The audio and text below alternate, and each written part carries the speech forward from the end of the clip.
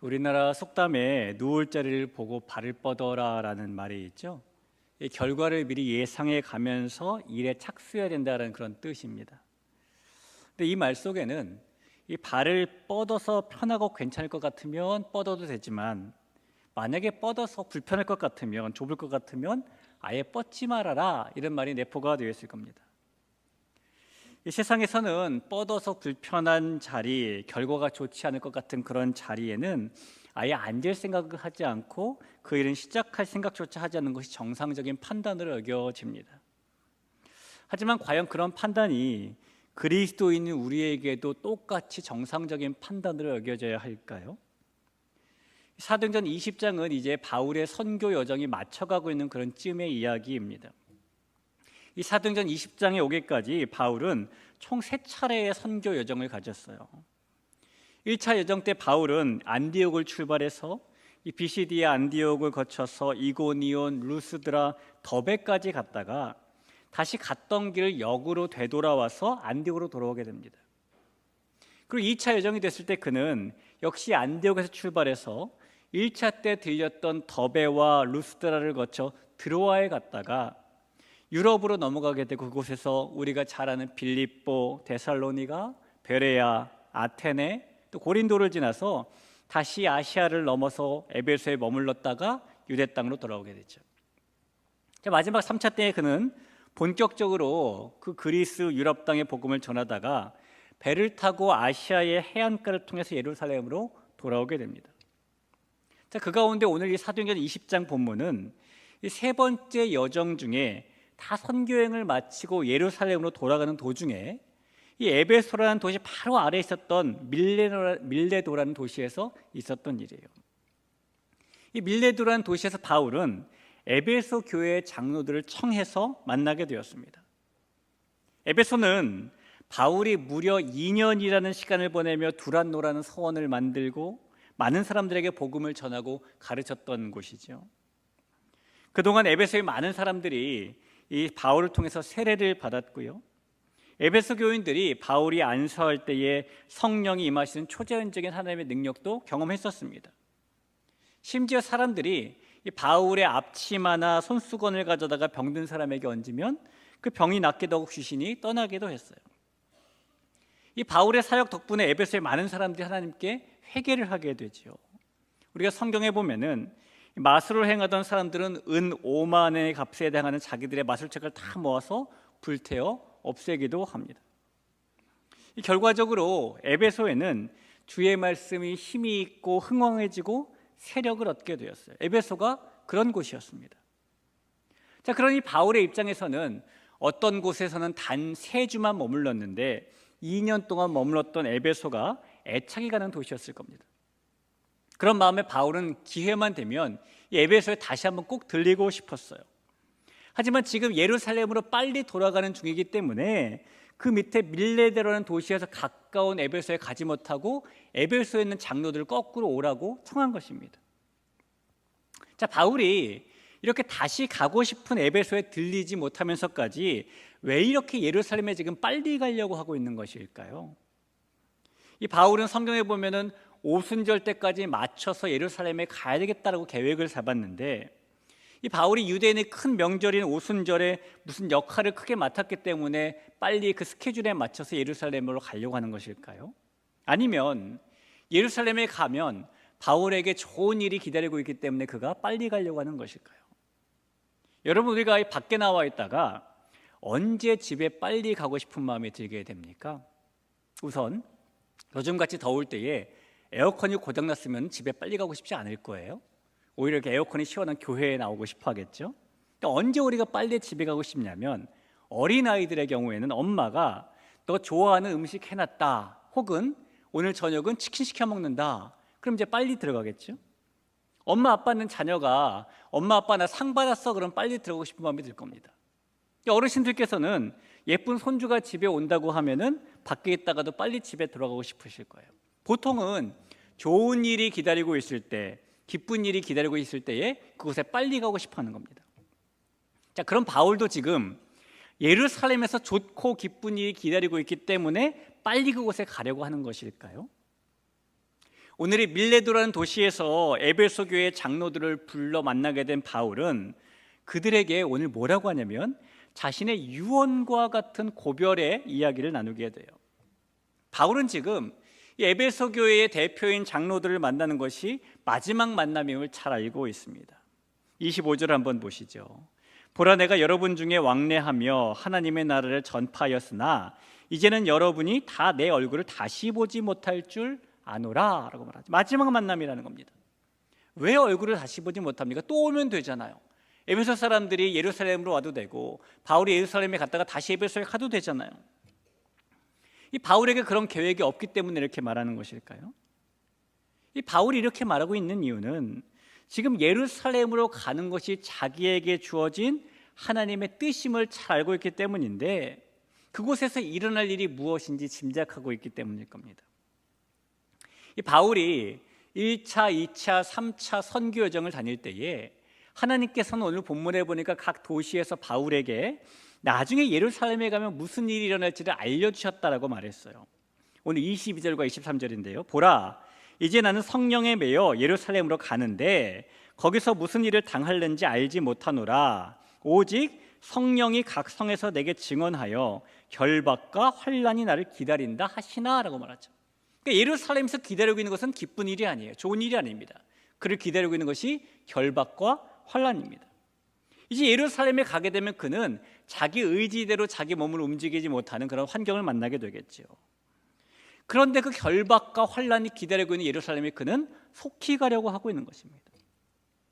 이 다음 장인 사도행전 21장에 보면은 이 성령님이 바울의 제자들에게 바울이 예루살렘에 가면 무슨 일을 당한다라는 것을 알려주셨어요.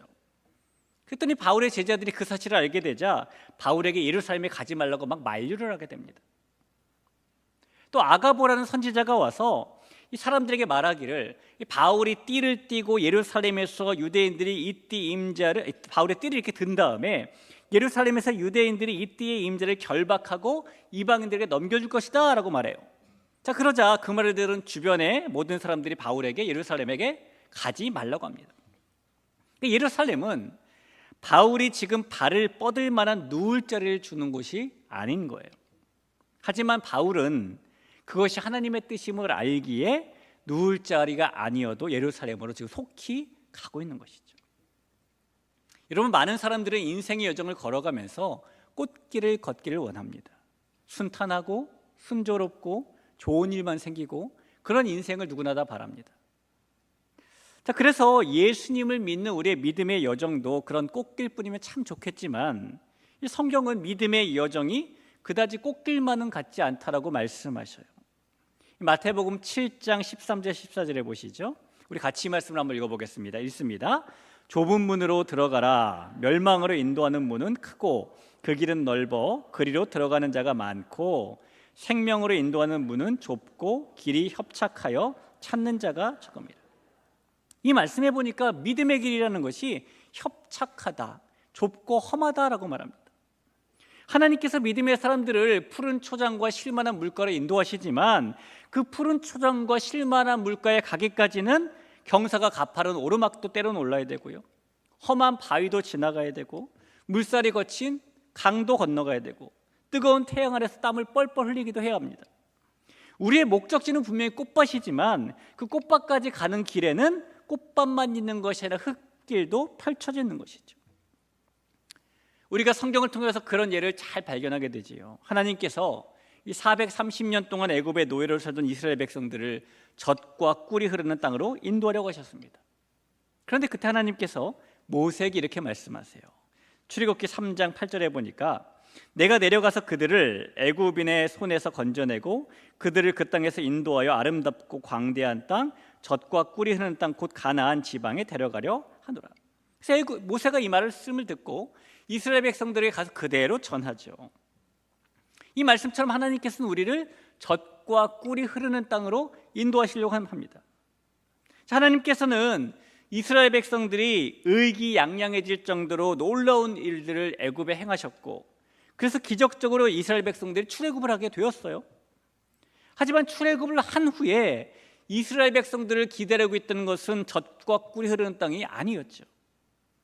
이스라엘 백성들을 붙잡아 두라고 변심한 바로가 그들을 기다리고 있었고, 총동원된 병거를 타고 추격해오는 전문 군인들이 그들을 기다리고 있었고, 설상가상으로 홍해라는 바다가 그들을 기다리고 있었습니다. 하나님께서 그 홍해를 건너게 하신 후에는요, 배고픔이 이스라엘 백성들을 기다리고 있었고, 목마름이 그들을 기다리고 있었어요. 이제 40년을 보낸 후에 젖과 꿀이 흐르는 가나안 땅이 눈앞에 보인 후에는 가는 곳마다 싸움을 걸고 전투를 치러야 하는 가나안 족속들이 그들을 기다리고 있었습니다. 게다가 오늘이나 도착할까 내일이나 도착할까 하루하루를 기다리다 못해 낙심하고 포기하게 되는 40년이라는 세월이 그 이스라엘 백성들을 기다리고 있었죠. 그러니까 젖과 꿀이 흐르는 가나안이라는 꽃밭을 향해 나아간 이스라엘 백성들의 길은 꽃길이 아니라 광야길이었다는 것입니다. 제가 예전에 어느 뉴스에서 이런 기사를 읽은 적이 있어요. 초등학교 교장 선생님이 어느 엄마가 아이를 위해서 사교육을 아끼지 않았습니다. 어렸을 때부터 음악도 가르치고 스키도 가르치고, 이 교장 선생님이 엄마가 교육자로서 아이 교육에 대해서 전문가라고 생각하고 자기가 아는 걸 모두 총동원해서 가르쳤어요.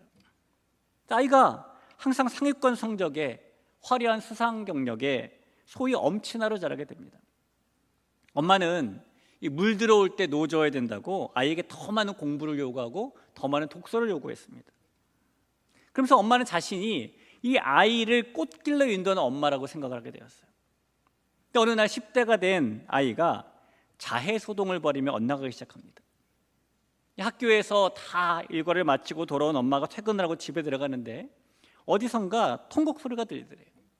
그래서 어느 집에 초상이 났나 하고 가는데 그 소리가 자기 집에서 나는 소리였다는 겁니다. 그렇게 방황하는 아이를 보면서 그제야 엄마가 내가 내 아이를 꽃길로 인도한 것이 아니었구나 라고 깨달았다는 기사였어요. 여러분, 부모 역할이라는 것이 아이들이 시행착오 한 번도 겪지 않고 항상 좋은 성적에 또 좋은 직업에 다다르는 탄탄한 대로를 놓아주는 것이 결코 아니잖아요. 만약에 아이들이 자라나면서 한 번도 감기에 걸려보지 않고 자란다면 그 몸이 건강해질까요? 감기도 걸리고 또 낫고, 그러면서 몸의 저항력도 더 커지고 더 건강해지는 겁니다. 요즘 아이들보다 옛날 아이들이 더 건강하죠. 이유가 있대잖아요.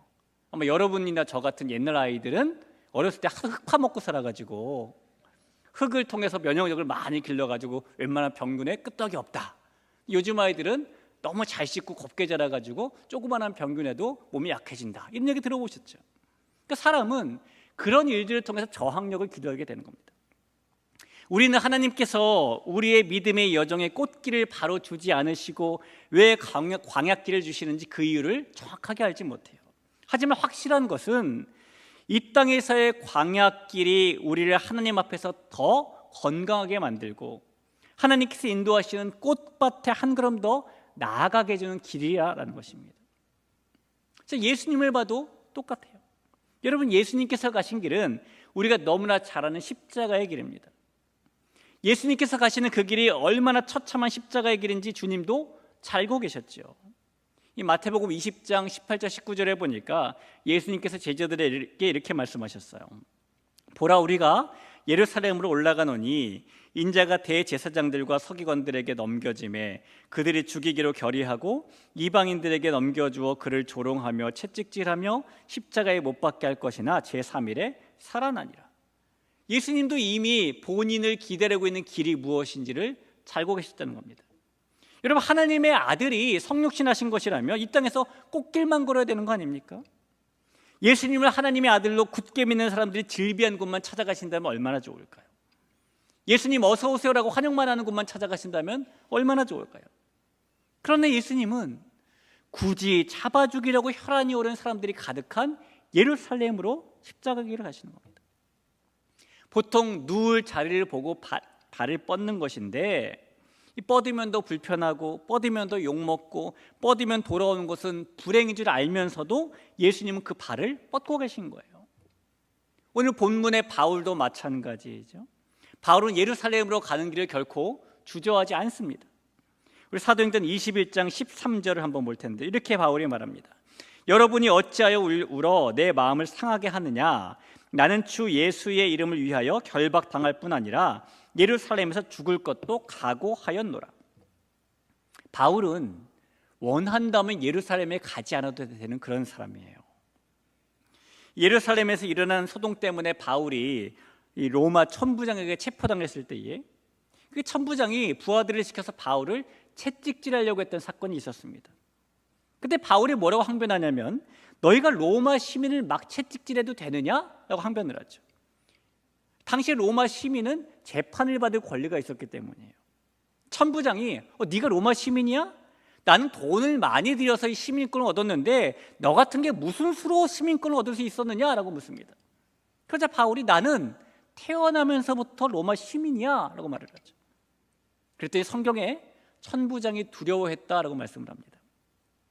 이 바울은 로마 시민권자였기 때문에 그 특권을 가지고 원한다면 결박이나 환란이 기다리고 있는 예루살렘이 아니라 이 로마 지역 어디로 가도 되는 사람입니다.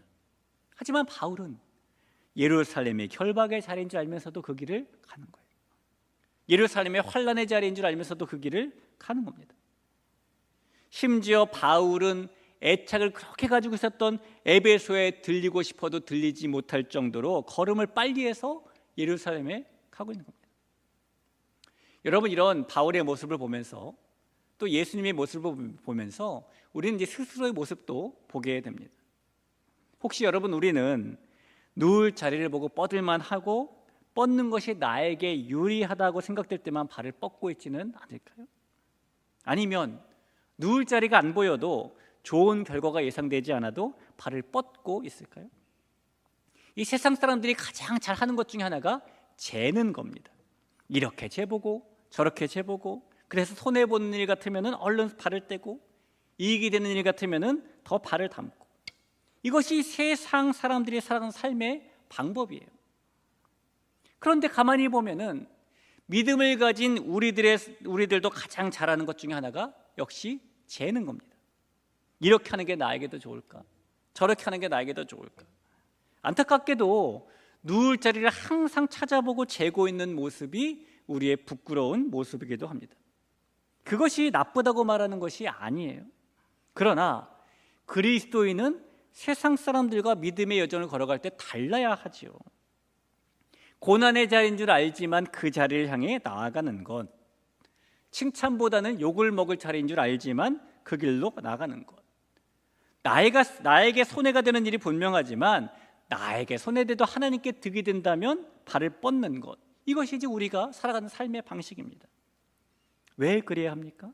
그것이 하나님께서 일하시는 방식과 똑같은 삶의 방식이기 때문인 겁니다. 사랑하는 성도 여러분, 2000년이 지났지만 지금도 여전히 기독교는 십자가의 종교입니다. 에이든 토저 목사님이 했던 말처럼 하나님을 간절히 찾는 사람에게 있어 십자가는 옛날과 마찬가지로 아주 잔인한 사형도구일 뿐이다. 지금도 십자가의 길은 영적 능력과 결실로 가는 매우 고통스러운 길이기 때문이다라고 말합니다. 여러분, 그러나 우리가 그리스도인으로 산다라는 말과 십자가의 길을 간다는 말은 똑같은 말이어야 해요. 제가 고등학생 시절 때 저를 지도해 주셨던 교회 전도사님이 해주셨던 말씀 가운데 아직까지 그 말씀이 몇몇 개가 기억나는 게 있어요. 한번 우리 전도사님께서 설교하시면서 이런 말씀하셨습니다. 야, 성도가 뭐 하는 사람인지 아냐? 성도는 열심히 앞장서서 하나님을 위해 일하고 그 다음에 하나님을 위해 욕먹는 것까지 하는 사람이야 라고 말해 주셨어요. 여러분, 열심히 일하고 욕까지 먹어야 이렇게 끝났구나 이렇게 생각해야 된다는 겁니다. 식사 다 마치시면 마지막에 물 같은 걸 좀 드시죠? 전혀 안 드시는 분은 안 계시죠? 식사 끝나고 물을 마셔야 식사가 끝났네 생각하는 것처럼 하나님을 위해 할 일 다 하고 욕까지 먹을 때에 이제 끝났구나라고 생각하라고 제 전도사님이 저에게 가르쳐 주셨어요. 여러분, 우리가 더 이상 누울 자리를 보고 뻗을만 할 때만 발을 뻗지 않았으면 좋겠습니다. 누울 자리가 안 보여도 돌아올 반응이 좋은 영광이 아니어도 심지어 결박과 환란이 기다리고 있다고 해도 발을 뻗을 수 있는 사람, 그런 그리스도인이 우리가 되기를 간절히 소원합니다.